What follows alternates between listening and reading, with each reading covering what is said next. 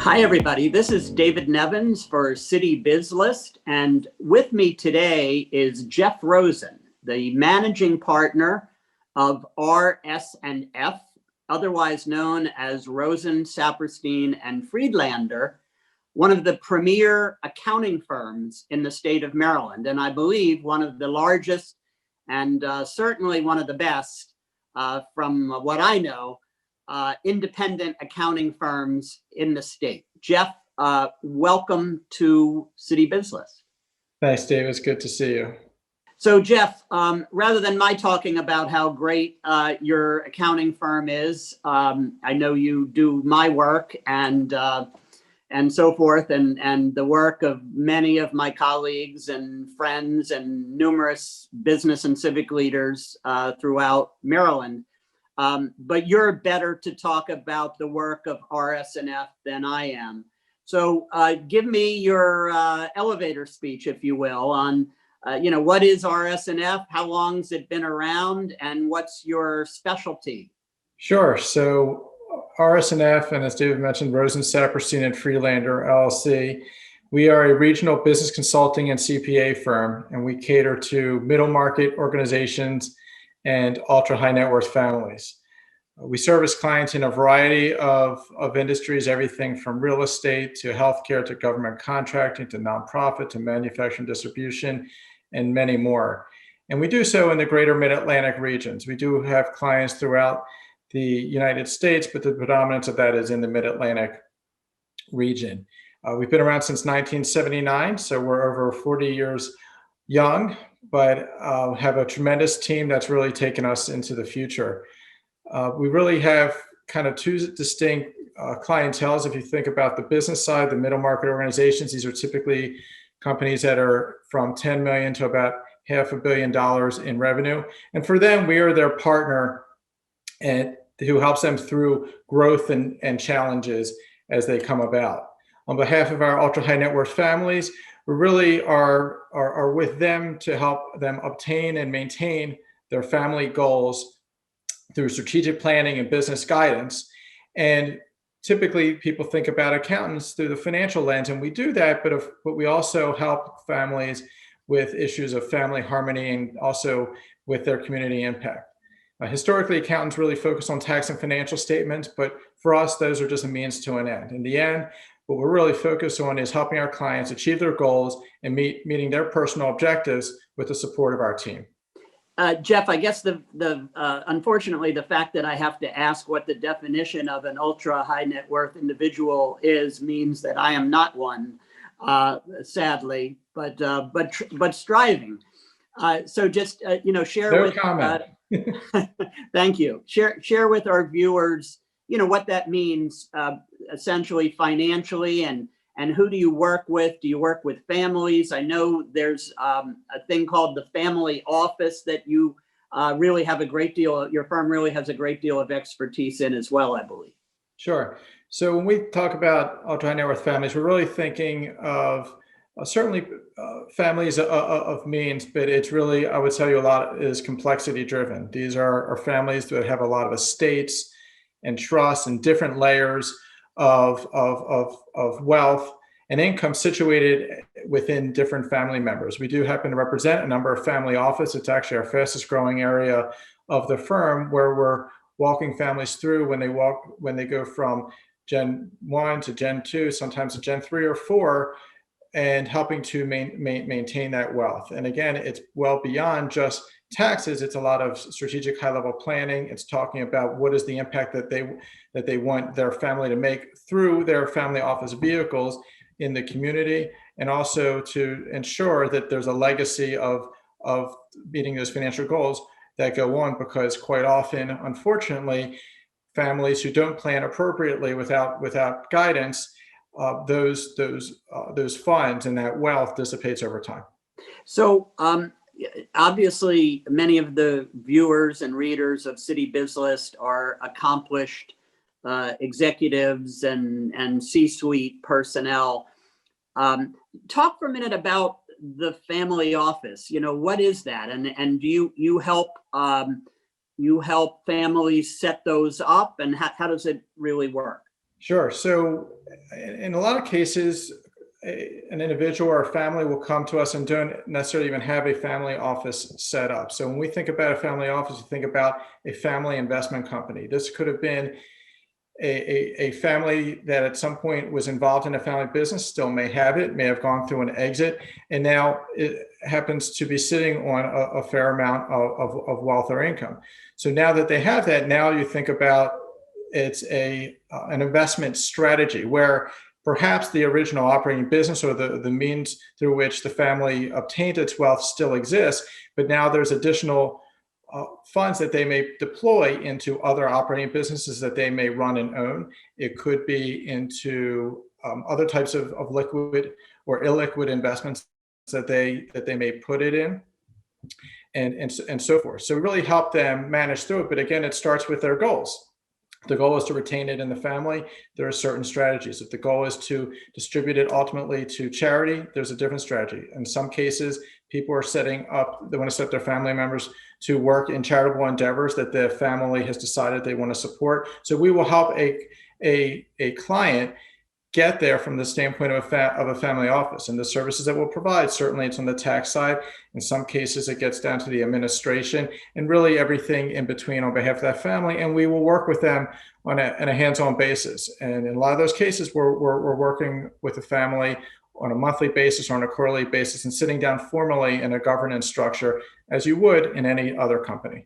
So interestingly, obviously, you're not just their accountant, you're their partner and advisor, consultant, if you will, in how to achieve their lifelong goals and objectives, at least primarily the family and financial ones. Absolutely. And I can tell you in many of the conversations we have, the conversations don't revolve around debits and credits, nor do they revolve around tax. It's about family issues. Someone may have a child who's elected not to come into the family business. What do you do in that situation? In other cases, someone has a family member in the business who may not be the right fit to take that business to the next level. In other cases, there's situations where someone prematurely is deceased or is not in a capacity to manage the family situation. So they bring us in to help manage through these challenges and figure out what is the right way to perpetuate the family's goals into the future. In college, I took a couple of accounting courses. I think it was debits by the door and credits by the window. I guess it's gotten a little bit more complicated since then. It's all on computers now, David. Hey, Jeff, there are, in the news there's a lot in the news today, quite obviously, everything dealing with, COVID and all the goings on there. But the other thing that's in the news quite a bit with the new administration in Washington are speculated tax changes, and whether it's the new Congress plan or Biden plan or the 10 Republicans. What do you know about that, and how does your firm work with their clients in that regard? So I'll take you through a few of the details that we're aware of, but in a high level in terms of how we deal with clients, certainly we're aware of the issues for clients who are entering into a transaction or considering transactions. We take into account what could happen and what are the chances of it happening to therefore make a business decision. For example, it's not an unknown that taxes are likely to go up in some form or fashion. And I'm working with a few clients now who are considering whether they want to enter into a transaction prior to that happening. But a little bit of it is a black box because it's the great unknown. And if we're waiting for Congress to act in a particular way, I think we'll all lose that bet if we determine the final outcome. But in a nutshell, what President Biden has proposed as part of his plan is an increase in taxes, particularly increases that are going to skew toward hitting people of means. And as you asked earlier, in that ultra high net worth and even high net worth category. So first and foremost, there is a plan to raise rates back to 39.6, which is where they were previously prior to tax reform. From currently the high end of the range of rates is about 37%. And then on the corporate side, it's raising it from 21% up to 28%, which you'll recall from in tax reform, corporate tax rates were reduced to 21%. There's also an additional concept of raising for Social Security. So right now, as you know, Social Security taxes that are paid for by an individual as well as by an employer are capped at about $143,000 this year, and this inflates and adjusts each year. So the idea is that once an individual's income gets to $400,000, that Social Security tax is reinstated, and you will pay on the amount above. So that could be an additional impact. Thirdly, which would be a big impact, is that there's a discussion about imposing ordinary income tax rates on capital gains and dividends for individuals who are earning more than $1 million, which is frequently a topic of conversation and is a hot button, but hadn't really gained much traction until this cycle. And then finally, is that there's a discussion about what's called a 15% minimum tax on book income of large companies. What that means is, we've all read the stories about these large companies who don't pay any taxes, and that's because they have great accountants who are doing tremendous tax strategies to help them avoid it. So there's a lot of populist concern around that. So this would be a way to tax companies regardless of what their quote unquote taxable income says. And the result of this, if you read what some of the objective observers are saying, if this gets enacted, is that about 75% of the impact of this are going to hit the top 1% of income earners, and 93% of the impact are going to hit the top 20%. So is this good?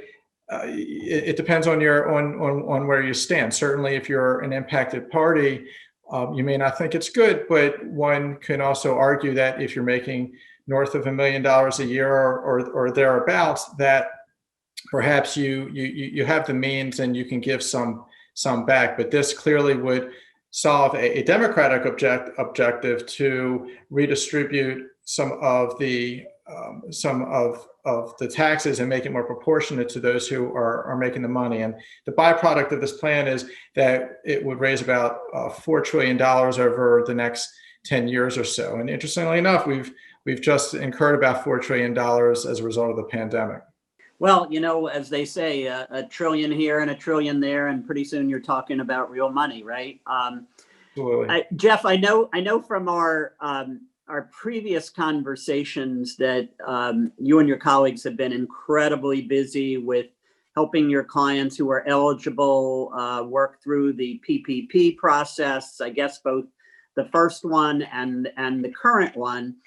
And while you mentioned somewhat jokingly a moment or two ago that it's all done by computer now, obviously you put in the numbers and maybe the computer spits it out. But it strikes me that it must be quite a challenge for you and your professional colleagues to just stay on top of I'd say the daily changing tax rules and laws coming out of Washington and so forth. I would just be curious, how do you do that? Is it required reading at home every night? How do you and your colleagues? It's just tons and tons of changing rules on a daily basis. Am I wrong? No, you're not wrong, David. And I will tell you, it is certainly a challenge, and particularly when you have a large piece of legislation such as the CARES Act that came through, and in that case, really overnight almost. Even when we had tax reform, that happened fairly quickly relative to how this has happened in the past. But more recently, what our team does, we have access to a variety of resources that provide our team the information that's needed so that they can stay on top of it. A lot of it is both briefings so that we can understand the summary format, but then also the lot deeper dive into the more technical aspects of the law. And our team really gets on top of it. We have several tax attorneys on our team, so they go a little bit deeper, and then we'll educate the rest of the firm. But as it pertains to the specific programs, like you mentioned, the PPP, our team spends tens of hours individually and hundreds of hours, if not thousands of hours collectively, learning about the new legislation. It's a lot of webinars. It is a lot of reading. In some cases, clients bring their issues to us, and we have to research it because, as we've saw with the PPP and the many changes that were made, there are many details and many nuances, and a lot of times, as we tell clients, it's facts and circumstances. It's not just a black or white issue about what the answer is. We have to dig in based on a particular client's details. Well, my doctor says the same thing. So I guess there's not that much of a difference between being a doctor and a CPA. It depends on the needs of the patient, right? Absolutely. Jeff, how has your? I know you guys have been incredibly busy, but the effect of the pandemic on your team and on the work that you're doing, how would you describe that? Sure. So first and foremost, I'll tell you, I'm extremely proud of our team. They adapted really well to the pandemic. It doesn't mean that there weren't some tough days, particularly early on. Fortunately, from a firm perspective, we had all the technology in place. If you would ask me right after the pandemic, were you set up to go virtual, I would tell you we were 98.5% there. All the technology was in place. We had to get a couple people some monitors and change a couple of small things. But all in all, we were already environment. In fact, we already had some people working remotely. I would tell you the biggest challenge there was for those people who were more accustomed to an office environment, they had to now get accustomed to being productive in a work from home environment. Not that they didn't have the technology to be successful and productive, but a lot of people just were not set up that way. So that was, I believe, our biggest challenge, but I think we really did meet that challenge. And I would tell you right now, especially considering the fact that we're still remote, the team is doing great. We just went through a tremendous amount of planning, which we always do every year coming into busy season, and all of that was done remote. We just did a major technology implementation, our fastest one ever, for something that's tax related, and we did this all remote and didn't really miss a beat. So we were also really in a good position to support our clients. And you mentioned earlier the new program, how we got trained. Because of the resources that we had set up well in advance of the pandemic, and we've really been using these resources for 10, 20 plus years, we were really well prepared to interact in a very regular manner with and on behalf of our clients. And I would tell you that the pandemic has actually deepened a lot of those client relationships and has, in many cases, brought us back to basics. And for that, we're pretty pleased. Yeah, I've found the same thing to be true in my business. Another thing that your firm and I share is that you and I were both brilliant enough to sign big new lengthy leases in downtown Towson just before the pandemic hit and all of our employees started working from home. We were, and but I would tell you, I wouldn't want to be in any other place right now. But I'm just kidding. It's true, but it does make. I do feel a little awkward when I walk into a 14,000 square foot office and there's 10 people in there. But yeah.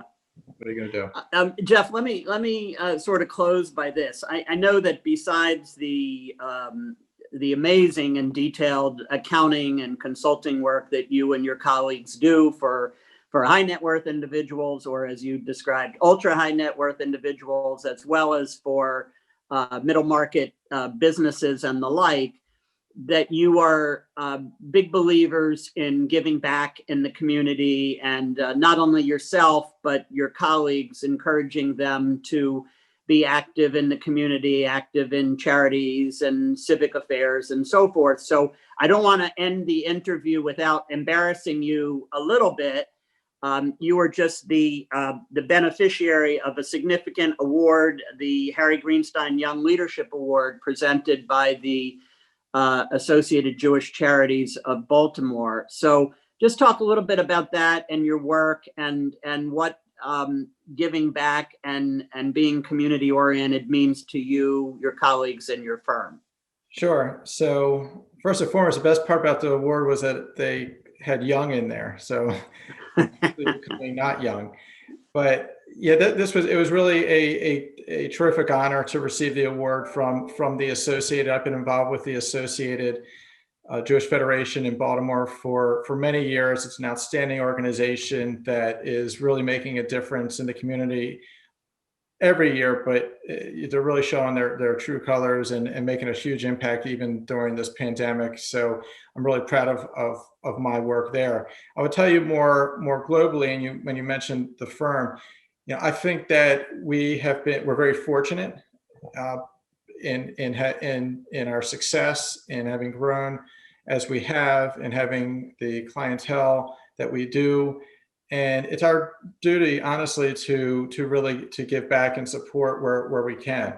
I'm proud of the many members of our team who are on boards, who are involved with various organizations, with their churches, and that's what's important. And they've really made it a part of their life. So we've communicated to our team as if they're involved with these type of activities, we're there to support them. And that's really exciting. We have what's called our You Care, We Care program internally, where every time we have a team meeting, we select somebody in the organization who's involved with an external charity, and we present an award, and they tell us why they're involved and the great work that organization is doing. As a firm, there are several organizations that we make significant contributions to. And again, we're very fortunate to be able to give back. In some cases, that's with our charity. In other cases, that's with our time. But it's important that we be a good steward of the resources given to us within the community. We have a lot of resources, a lot of intellectual capital, and the community ought to benefit from that because we've benefited from being in this community. That's great. How am I going to do on my taxes this year, do you think? You're going to do fantastic. Jeff, where are RS&F's offices now? Currently, our offices are in Towson, Maryland and Columbia, Maryland. Right. And so from those two offices, you serve the entire Mid-Atlantic, but with emphasis on all of Maryland and the Washington, D.C. area primarily as well, right? That's correct. Basically, from southern Pennsylvania to central Virginia is our primary corridor. Well, thank you, Jeff. Stay safe. And our guest today has been Jeff Rosen of RS&F, short for Rosen, Saperstein, and Friedlander, Accounting and Consulting. And Jeff, stay safe. Thank you for your time today. It's been great having you. Thanks, David. I appreciate it. Our pleasure.